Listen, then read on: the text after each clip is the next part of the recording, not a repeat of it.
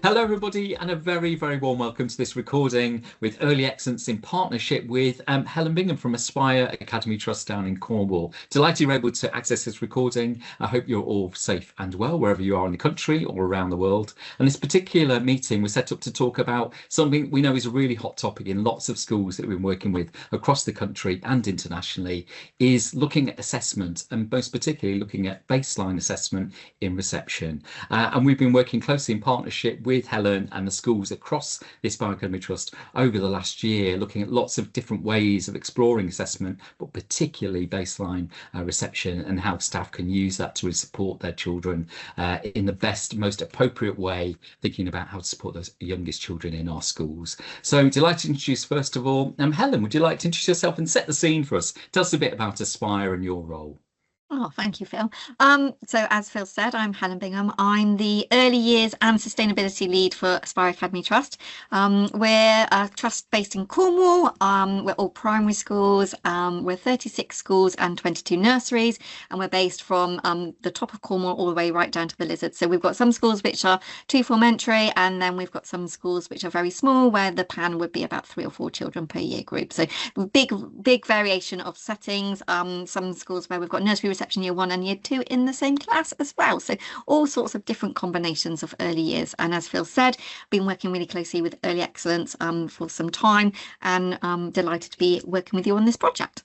Fantastic. That's really, really brilliant. And can you tell us a bit about what assessment in reception particularly looked like in Aspire before we started this project, particularly thinking about when children first joined those reception classes?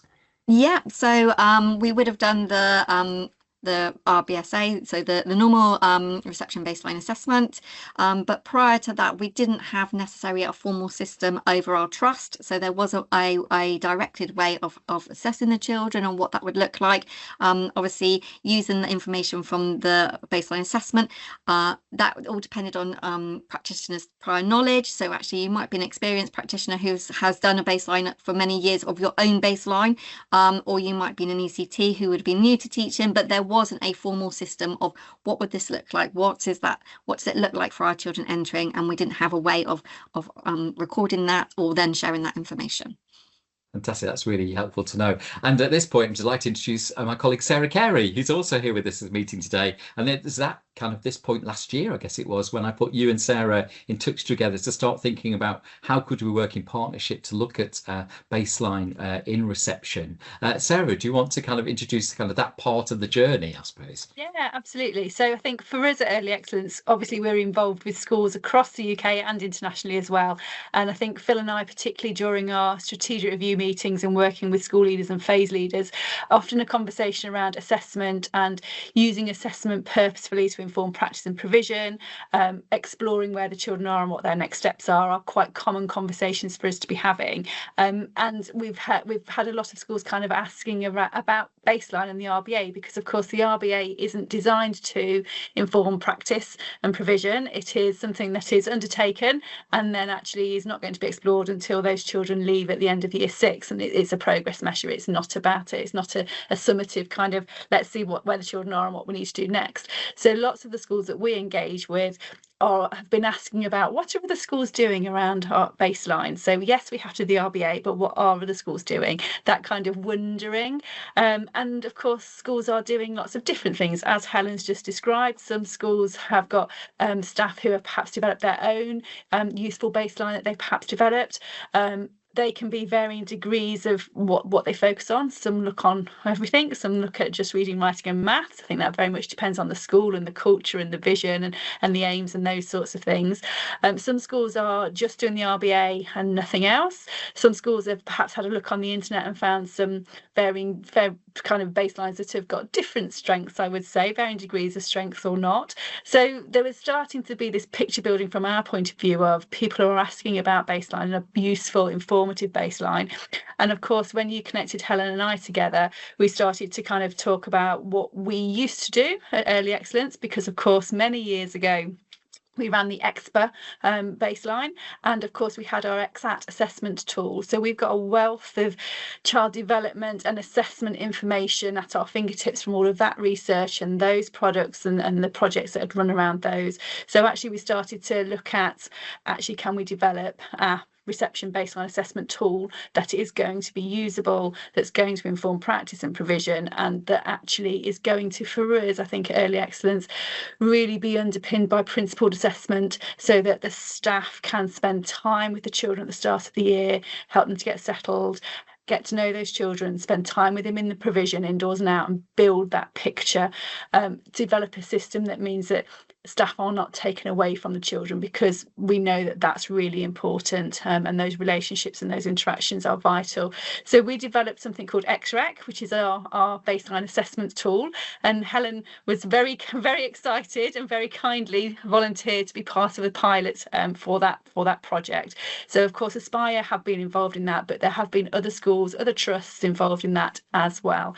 So Helen and I connected and kind of talked that through, and you wanted to get on board and try it out, and that's what we're going to talk about now, really, the impact of that and how it went. So yeah, Great. that sounds fantastic. Yeah, that real kind of reviewing the whole kind of offer to schools, isn't it, really? And I guess, and Helen, when you first started speaking with Sarah, I guess, what was it you were really looking for? What was the gap that you felt was missing in terms of assessment for reception?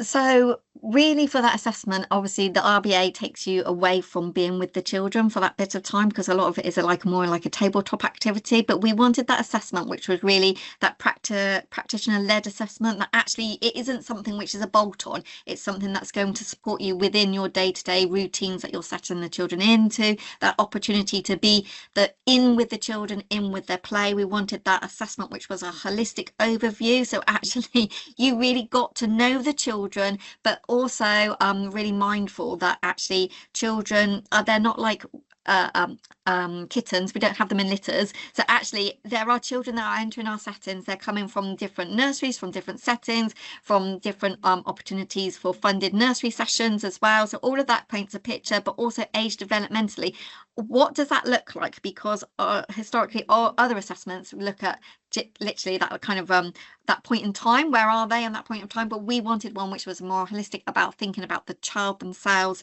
and what does it look like for them with their well-being, really focusing on the prime areas, but an assessment tool that was also functional for teaching assistants, staff, teachers, but also senior leaders, because we might have some senior leaders who aren't they haven't had the opportunity to be in the early years, to understand the early years, and actually something that was almost a bit of a one-stop shop for everybody, but actually at the heart of it had children at the heart of it, and where are those next steps for looking at children, but what does that look like if you're summer born, autumn born, spring born, and that holistic overview. So that was the starting point. Fantastic. And that's what, and then brought you two together. And so how did it kind of begin? How did things kind of start, I guess? I guess I bet I can go first in that, in terms of we at Early Excellence developed the tool, and actually lots of the things that you're saying, Helen, we'd already kind of incorporated into the tool. So it is a holistic picture in terms of it encourages practitioners to look at wellbeing and involvement as a start point. It then asks you to look at the characteristics of effective learning, and then actually it asks you to look at the children and consider what they know and can do, their knowledge and skills, in kind of across the areas of the EYFS statutory framework. So not certain areas, all of the prime areas and all of the specific areas. And it's holistic as well, in that it does look at it gives two pictures really. It will give a picture of a mark in the sand, a clear line in the sand for those schools that are in that place of saying this percentage of children enter reception below what? Well, we've kind of quantified that in terms of actually our typical child at a typical stage of development at the start of the year. Actually, that line in the sand would be our B statements, but also we've also looked at the developmental stages, so that you can look at summer-born children, autumn-born children, those spring-borns. So that was kind of put together and developed, as I say, drawing on lots of the successful experiences and research that we've done with our previous products, EXPA and EXAT 2021. And then we came together to kind of look at how that would develop. So it's in a handbook format, so it's very accessible, and within that handbook there's a lot of information around principled assessment, child-centered assessment, practitioner-led assessment. There's a step-by-step through the process, and exemplification materials, which we'll talk about later, I'm sure. So that handbook was put together, and then to supplement that and go alongside that, I developed a recorded training session. So for Helen Helen and the other pilot schools outside Aspire Trust, that for all of those schools, they access that handbook, they access that training. And then really for us, we said, this is the tool. We want to know how it works for you. How accessible is it? How are the things that we need to change? Does it work in terms of, as you said, support that school leadership, understanding of the narrative? Does it work for informing next steps? Is it manageable? So all of those sorts of things. So that then went out to Helen and, as I say, the other pilot schools to then roll out. So I guess over to you, Helen, to say how you then move that forward. So I'm going to say the video was absolutely brilliant. So Sarah's video was really, really helpful because actually Sarah could see how many times it had been watched, but I was able to go back over it and also share it with colleagues as well, and it was really clear and precise exactly what we need to do alongside the handbook. So I don't know, maybe I'm showing my age here, but I do like a good handbook that you can actually get it on the paper and then work through with the video. So those two bits together, made it really, really clear.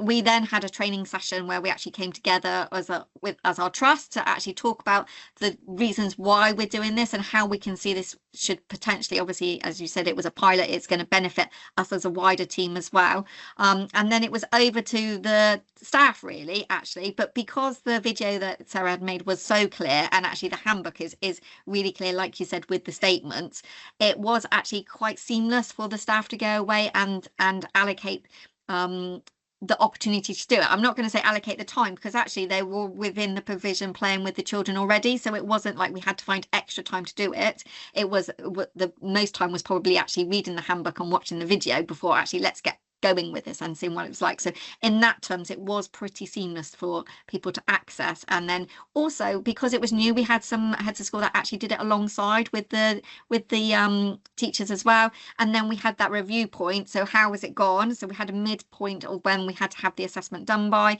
and then there was opportunity for that discussion point, what's working well, what people, those barriers, and then we were able to then take it forward. So everybody was able to complete it, all 36 schools, within the time frame that was given. So so that was really supportive. Yeah, it's that really interesting, strategic, isn't it? Really strategic approach. I think that was the thing right from the start. I think also what's interesting, of course, is Aspire weren't schools that had used EXAT before. No. And what's really lovely to hear is how people found the statements so accessible, because we were intrigued, because some of the schools that had trialed it had seen the EXAT statements before. It's something Sarah and I had talked about at the time. I was like, how is it going to be with schools that haven't seen it? But from what you say, people found it really accessible. I think the way that the format is laid out as well, the statements are pretty easy to work through as you go through, and it's like anything, isn't it? Once you've done it the first time, you get to know those statements, and actually you then can work through it in that way. But the way that they're laid out, and you can't move on to the next statement, you've got that holistic overview, best part figure for it. So that just made it very clear, and it was laid out clearly for people to work through. I think from our point of view, obviously we're at a point now where we're sharing this. It's launched as a product, and we're saying to schools, ideally you should access the handbook and the training through the summer term so that staff can be familiar with all of that. But of course, in the pilot, it actually happened at the start of September, didn't it?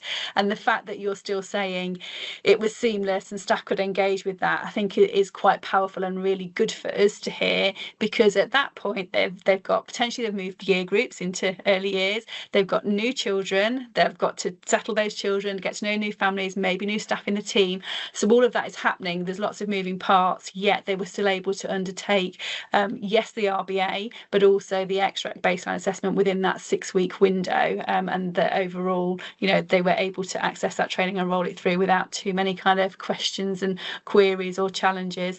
And as you say, the fact that really the expectation is that the users get to know those statements so that when they're engaging with the children, they can start to think about, the children are showing that, okay, they're not quite there yet. And then they step back and reflect away from the children and make those judgments. So it's absolutely not a following them around with a clipboard or setting activities up. It means that staff can, hopefully, if good practice is happening, be in the provision with the children doing that very important stuff at the start of the academic year, whilst building that professional knowledge of the children. And of course, drawing on what they know from the transition processes, either from their nursery, from preschools, childminders, conversations with families. All of that is we expect, you know, building that picture to help them make those judgments.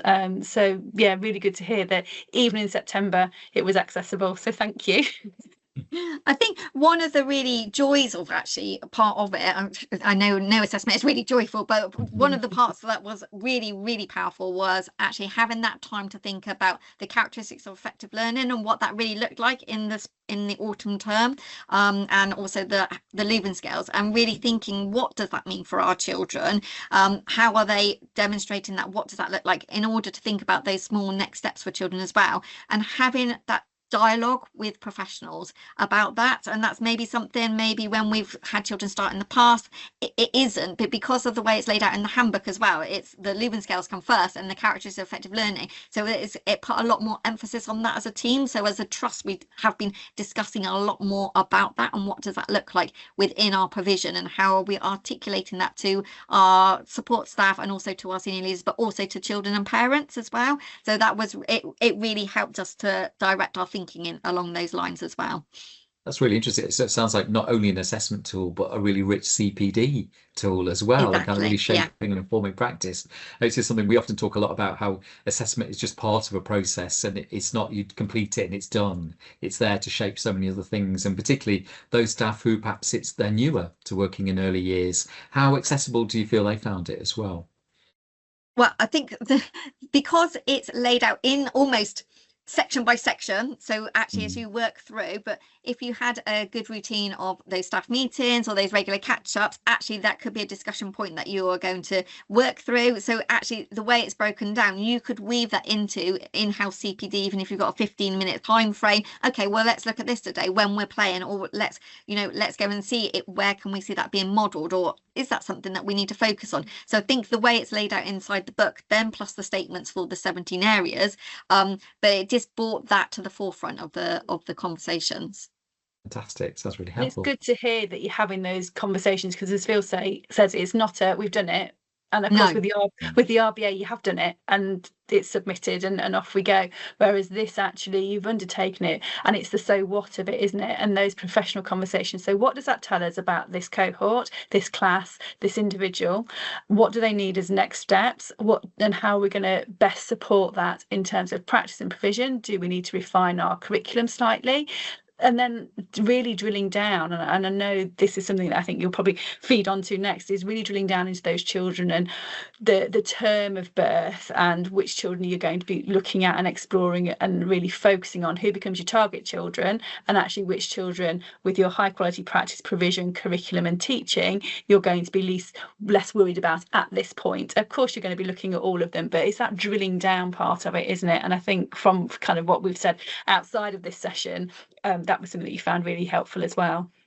Just having that opportunity to be able to then break it down, like you said. So quite often, when children come in, you've got your autumn born children who have been alive longer, as we all know, and also have had more opportunity for those funded sessions for nursery. So actually, you would expect them to be where they are age developmentally, and it's going to look different than necessarily the summer born children. But for me in particular, it was thinking about their trajectory, because actually, let's see where they're going to be, because actually they might be on track now, but are they going to keep on that trajectory? And we've not really had those open conversations like that in the past. So quite often when you do that line in the sand, you probably look at those target children that aren't on track, but they might not be on track because age developmentally they're not age appropriately to be on track at that point because of their age. So it gave us such opportunity to drill into who is this child, what is their age, what does that look like, what's their previous experience that we know from transition or from the nursery sessions, and who are we going to really target? Because wave one, high quality teaching, all children should make progress, shouldn't they? But actually it gave us that opportunity to look at those target children and maybe think about that in a different way to how we've looked at it previously, and just that opportunity to say, Helen is so many months old and this is where she should be, and actually, but then what does it mean in all the areas? But so it was a really powerful tool to talk like that. And actually I've noticed, because I'm very fortunate, I go across all the schools, actually people talking about ages and stages and what does that look like, rather than on track, not on track. So actually that pedagogy and that knowledge around that, about actually age developmentally, okay, this child is here, we want them to be here, what's the next step and how we're going to target those children. That's really interesting. And you're talking a lot about the impact at like local school level, but also as a trust, you found it really useful as a broader tool to get a sense of the needs across your bigger school community as well. Can you talk a bit about that piece of work as well? Yeah, so we did ask a company to support us with the electronic collection of that data. So and what that looks like, just because I wanted to make it as easy and in line with the rest of the trust as well. So the rest of the trust was also moved to an online assessment tool. So they actually populated something for us, very much using the EExREC, and nothing has changed there. But using the online tool, I was then able to pull that information really easily together, and actually it opened up A, to gathering the information, but B, looking, what does that look like in different locations? What does that look like in terms of different staffing, different staffing, so how long you've been teaching for, and what does that look like in terms of that. It also gave us a lot of opportunity for moderation as well. So you know, this school is actually saying they're maybe above a B, which is where they should be. Is that right? So it gave me the opportunity to then come in and moderate and actually reflect on teacher judgment, and or is it where it is, or actually is it cohort specific, or what is that prior bit that has happened, which means that you're scoring those children either A, B or C. What does that look like? So it was a really good tool to be able to ask those questions, which wouldn't have happened previously. So and I think it was that bit about giving the training for heads of school and senior leadership teams to be able to say, okay, let's work through this together, because it was something new together that everybody didn't have the prior knowledge to, and we were the pilots for that bit. So it gave that opportunity. Let's sit down together. There were no barriers or no, you know, I'm expecting this, because it was new. So it gave us that honest, open opportunity to reflect it together. But then that took that further for those questioning. So, and then when we were having, okay, so what does it mean for our current reception children? Who are those COVID babies that have been through lockdown and were born, you know, being at home, haven't had those interactions? What does that really mean now? And we've got some really clear information that we can then target those children to take them forward to the next levels. So on that note, now is probably a good opportunity to share a visual overview of the sort of data that Aspire generated on your chosen data platform, after you had a discussion with the provider about worksheets that they might be able to develop, and that was Insight. And hopefully it will give a flavour of the information that can be collated and drawn together following the advice within the EExREC Handbook, but also that reflection about teaching and learning and evaluating the quality of practice and provision. So starting at a trust level, there are 37 reception classes for Aspire, and you can see the data overview for each area linked to the EExREC milestone statements in this instance. So the percentage of children achieving an A, B or C, or actually not yet achieving those grey boxes still. You can see very quickly areas of strength or possibly areas that might need some further focus, thinking about teaching and learning to help the children move forward with their next steps. Then there was a data sheet developed so that all pupils across the trust could be looked at. So 693 here. Again, here looking at that marker in the sand, are children, a typical child at a typical stage of development, where they need to be at the start of the year. So showing that green aspect of that. And again, we can see here numerical patterns and writing and imaginative and being expressive actually are areas that possibly will need to reflect on to support those next steps, thinking about practice and provision, how can we strengthen that for our children? There's also scope to look at terms of birth, so to think about your children as autumn, spring and summerborns, looking at that marker in the sand, are they green, but also reflecting on where they need to be developmentally. So here, again, looking now at a school level, we can see at a school level this cohort, the areas of the children where they need to be at that marker in the sand, and again areas that perhaps need to be developed for this cohort, thinking about what those children need next for writing or people and communities and cultures or the natural world. Are there things that the opportunities and experiences that the children need? How does that impact on our curriculum? What might we need to reflect on for our practice and provision? Equally, we can see their numbers is coming across quite strongly. So again, reflecting on what that tells us about our cohort and how that might need to inform or tweak or refine our curriculum around that.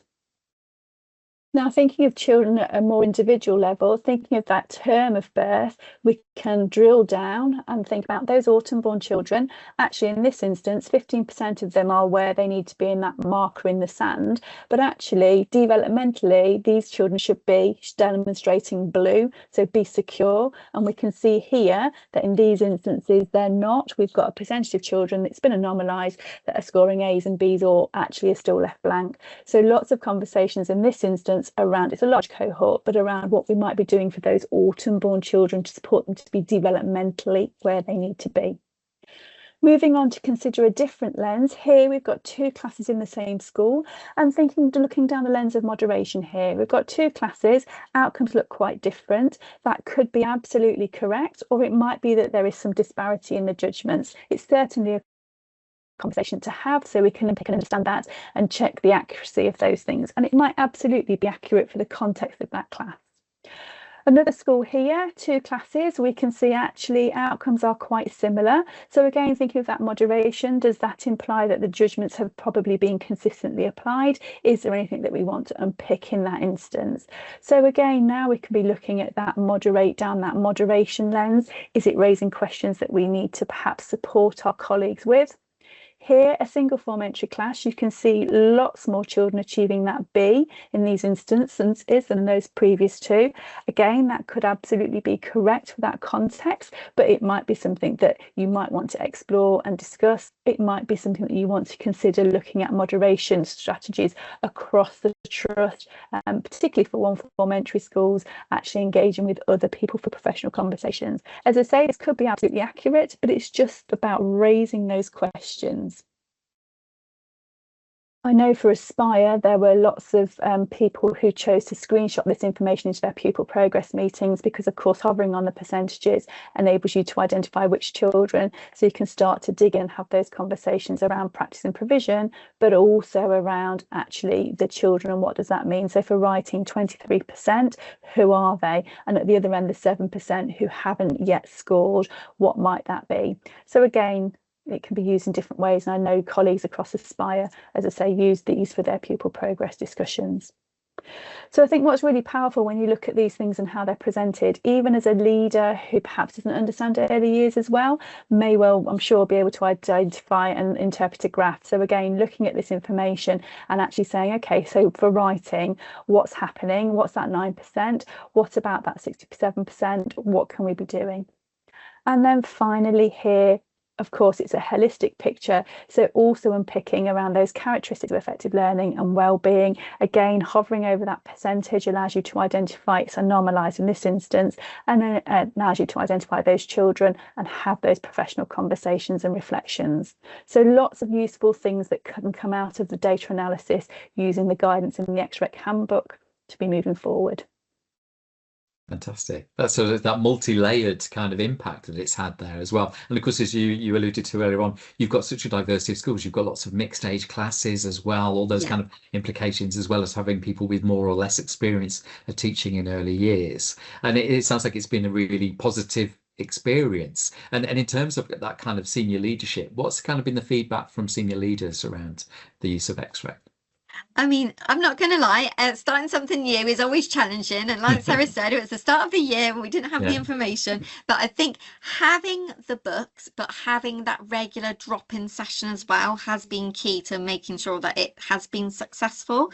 So for me at my level with executive heads as well, and we have strategic partners, actually making sure it's forefront of conversations when you're having that conversation. The handbook is absolutely brilliant because I'll bring the handbook out and we've got it there in front of us, but actually then breaking that down and that opportunity. So what does this look like and what does this mean for going into schools? So I sit on a team of Academy Improvement team. So I trained everybody on the Academy Improvement team about EExREC as well. So they all had a handbook as well. So then when they were going in, the maths lead for the trust was able to say, okay, let's look at that book. So because we'd had that wider training on EExREC, it meant that when she was visiting schools, she could be having those professional dialogues with staff as well. So it wasn't which is maybe a historic thing in the past, the early years team were dealing with it. Everybody was approaching EExREC in that way. So the data analysis person also had one, you know, so it was everybody together learn this new system, which enabled those enabling conversations to say, tell me about your children. What does that look like to be a child in your class? What does the assessment show? What are the barriers to their learning, and how are you targeting those next steps? So and we even used it in an Ofsted inspection at the very beginning of the year as well. So so we were able to use that information and then break it down to say, what does it look like in terms of the Leuven scale and the well-being of those children coming in, and the characteristics that they were showing, where they were coming in at that point, what does that look like, and then what are we targeting? Why might be doing it, and we might have already been doing some of those things, but actually we could say that that would fit for these statements here, or this is for this statement here. So it was really, really supportive in so many different avenues. It's like you created a common language of baseline kind of assessment in early years, something across the trust, so that everybody understands what everyone is saying. Which is often difficult in early years. The EExREC. So when you say EExREC, they know exactly what you mean, which I don't know if you said the RBA, if everybody would know what the RBA means. So it was kind of interesting. But as you said, Sarah, it isn't about assessment at the beginning. It is a tool to support that teaching and learning, to take that forward, and actually looking at child development and what does it mean to be this child in your classroom with this knowledge. So you've got this knowledge, but what are you going to do with that knowledge that you've gathered? Yeah, and I think, you know, when we put the tool together, it is our tool, but what you're talking about shows the scope of it. Within the handbook, there are suggestions of what school leaders could be doing or how it could be used, and things that could be looked at. Obviously, there's suggestions in there around moderation. We've got the exemplifications and the holistic videos in there for staff to look at and explore. But there's scope to take it quite far-reaching, and that's how we want it to be, in terms of a tool where schools can use it for what they can make it go as far as they want to in some respects, and equally it's not sat on a data system at our end. It's been put together, and in its most basic form, it can sit on an Excel document. You can create a worksheet and the handbook takes you through that, but again, for yourselves, you had a data platform they were able to support with developing worksheets quite quickly, and other pilot schools did similar with their data platform. So again, it's there for then the schools or the trusts to use it to help them achieve what they kind of want to achieve, but not losing the underpinning principles of it and the so what for the children, to really help them make the best start at the start of the reception year, and to enable the teachers to really get to understand those children and the next steps of their journey, and have those evaluations about teaching and learning. And I think that's really vitally important.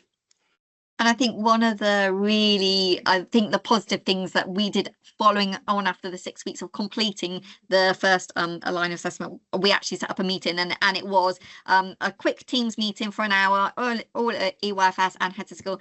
So what? Now we've done that, what's next? So it was, you know, actually I was really mindful that it had to be impactful, and it had to carry on from this, because actually we'd spent quite some time, well, not some time, but we'd invested time into actually getting the results and finding that. And so actually with my colleague, we set a so what's next? How are we going? So actually it was then kept driving it forward of how we're going to use this. And like you said, Sarah, you could take, just using the handbook and the videos, you could adapt it and make it and mold it and take it in so many different ways to support different schools and settings.